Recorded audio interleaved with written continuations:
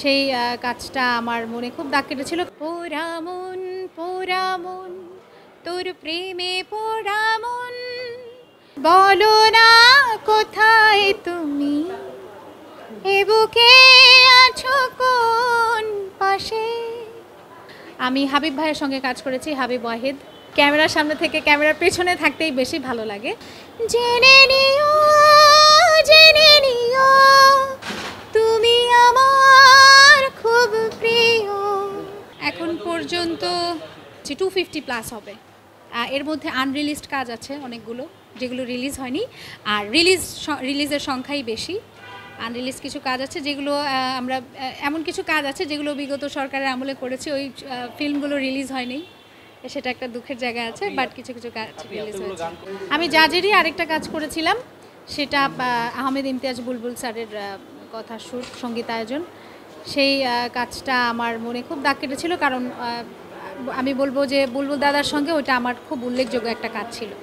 তো সেই গানটা আমি একটু গাইছি, সেটা হচ্ছে এরকম ছিল গানটা। পোড়া মন তোর প্রেমে পোড়া মন, দিবানিশি মনে এমনি দহন, বুকে যায় না সহন, মুখে যায় না কহন।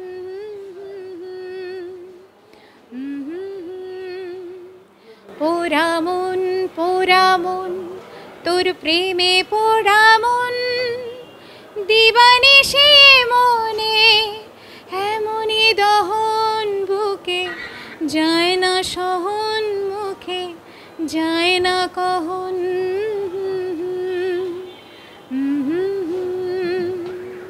আমার জীবনের প্রথম হিট গান ছিল রুমি ভাই করেছিলেন, সেটা কোনো ফিল্মের গান না, তবে পরবর্তীতে এটা ফিল্মেও গিয়েছে। মারুফ ভাই নিয়েছিলেন মারুফ ভাইয়ের ফিল্মে। সেই গানটা হচ্ছে, আপনারা সবাই চেনেন এই গানটা, আমার মনে হয় বাংলাদেশের অনেক মানুষ এই গানটা জানে।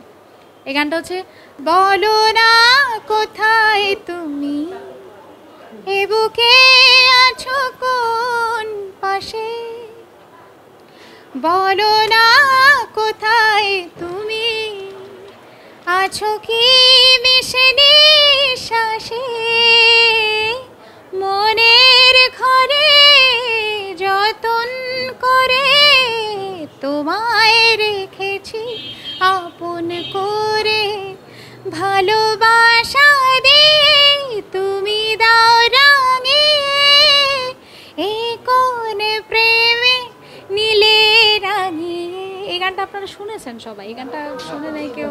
রুমি ভাই তো অবশ্যই পপুলার আর্টিস্ট ছিলেন যখন তার সঙ্গে আমি কাজ করেছি, এখন পর্যন্ত ওনার গান সবাই শোনে, আরফিন রুমি। আমি হাবিব ভাইয়ের সঙ্গে কাজ করেছি, হাবিব ওয়াহিদ। ওনার সঙ্গে একটা ফিল্মের কাজ করেছি, ওনার সঙ্গে জিঙ্গেলের কাজ করেছি।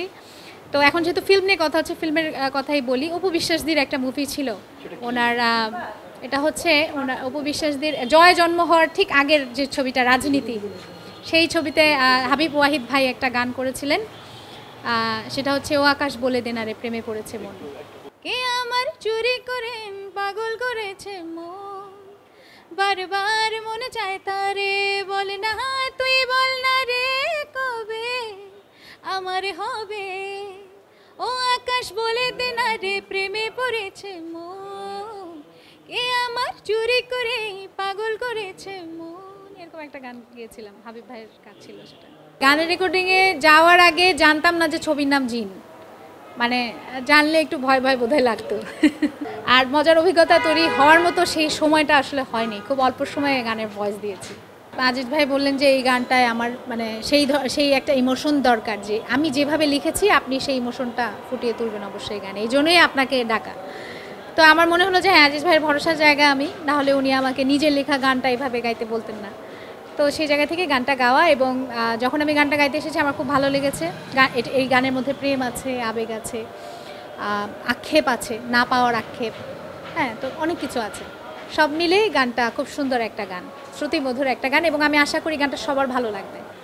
মনের কথা খোলাখুলি জানিয়ে দিতে যায় প্রাণ, তবু থেমে যেতে যে হয় কোথায় যেন ব্যবধান, হাতটা ছোঁয়ার নেই অধিকার,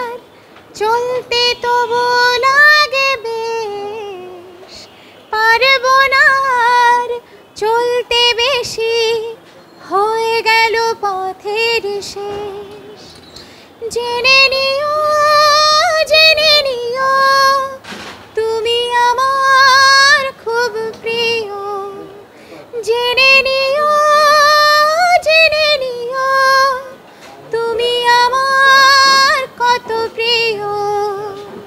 যেহেতু গান গাই, গান আমি ঘুম থেকে উঠে দেখা যায় এমনিও গাইছি, আবার একটা মাইক্রোফোনের সামনে যেও গাইছি, ওটার মধ্যে বোধহয় স্বাচ্ছন্দ্য বোধটা একটু বেশি থাকার কথা, যেহেতু আমরা গায়িকা নায়িকা না।